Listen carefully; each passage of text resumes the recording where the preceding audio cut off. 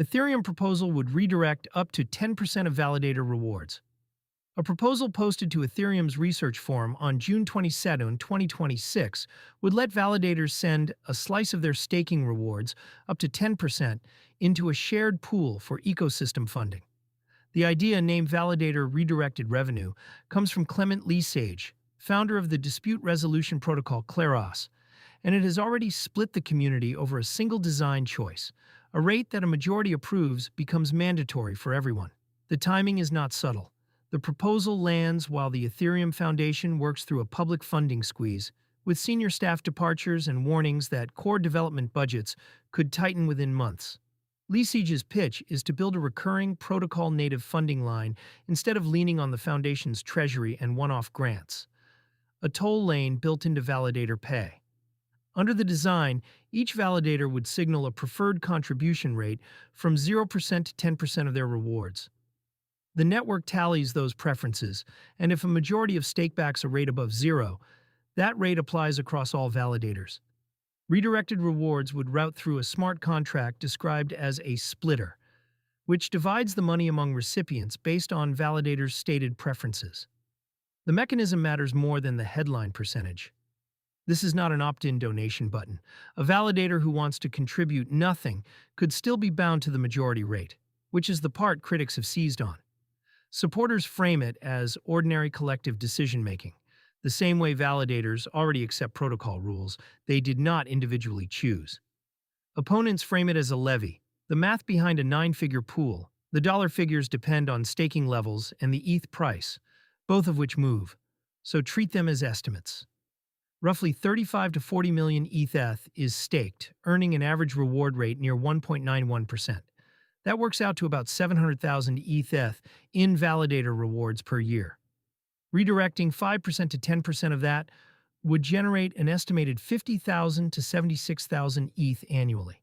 At ETH's price of about $1,133 as of June 22, 2026, the upper end is roughly $131 million a year, with most estimates clustering around $120 million.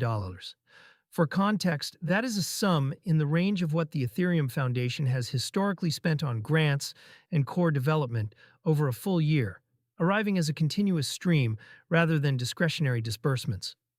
For anyone earning staking yield, the practical effect is straightforward. A redirect rate above 0 lowers the net return validators keep.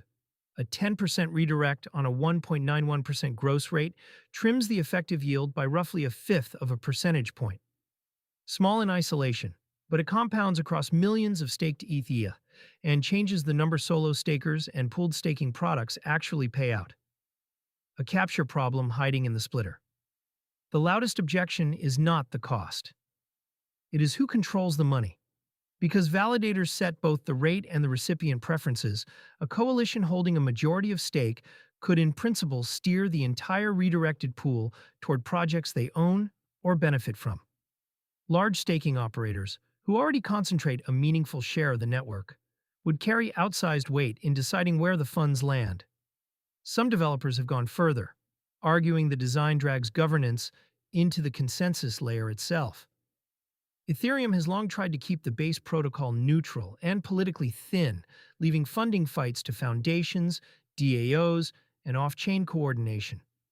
Wiring a funding vote into validator behavior, critics say, makes consensus more contentious and potentially more fragile, since disagreements over money would now play out at the layer that secures the chain.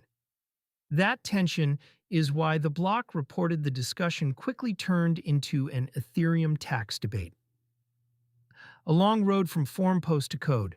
For now, this is a research forum proposal, not an approved change, and Ethereum's path from idea to live protocol is deliberately slow.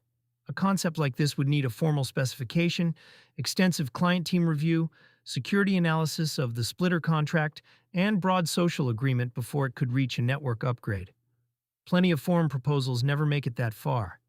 Even so, the discussion is a useful signal.